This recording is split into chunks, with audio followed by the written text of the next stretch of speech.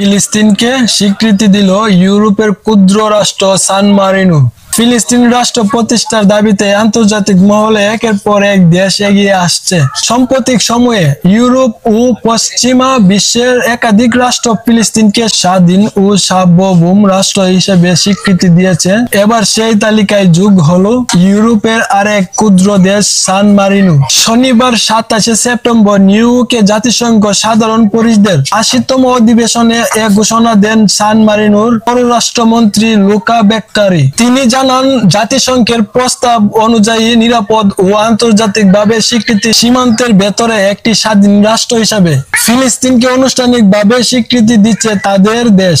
তার মতে, প্রতিষ্ঠার ফিলিস্তিনি জনগণের অবিচ্ছেদ্য অধিকার, যা আর দেরি করা উচিত নয়।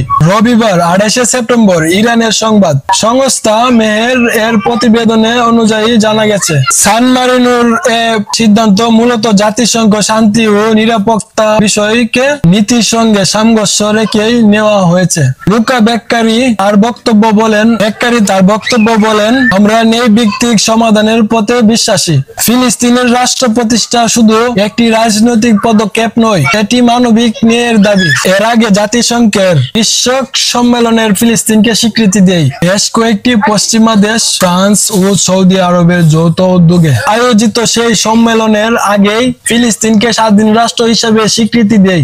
এর আগে জাতিসংঘের বৈশ্বিক সম্মেলনের ফিলিস্তিনকে স্বীকৃতি দেয় বেশ কয়েকটি পশ্চিমা দেশ, ফ্রান্স ও সৌদি আরবের যৌথ উদ্যোগে আয়োজিত সেই সম্মেলনের আগেই ফিলিস্তিনকে স্বাধীন রাষ্ট্র হিসেবে স্বীকৃতি দেয় যুক্তরাজ্য, কানাডা, অস্ট্রেলিয়া ও পর্তুগাল। এরপর ফ্রান্স, বেলজিয়াম, লুক্সেমবার্গ, মাল্টা, এন্ডোরা ও মোনাকো স্বীকৃতি ঘোষণা দেয়। চলতি বছরের 20 মার্চ ফিলিস্তিনকে স্বীকৃতি দেয় যুক্তরাষ্ট্রের প্রতিবেশী মেক্সিকো।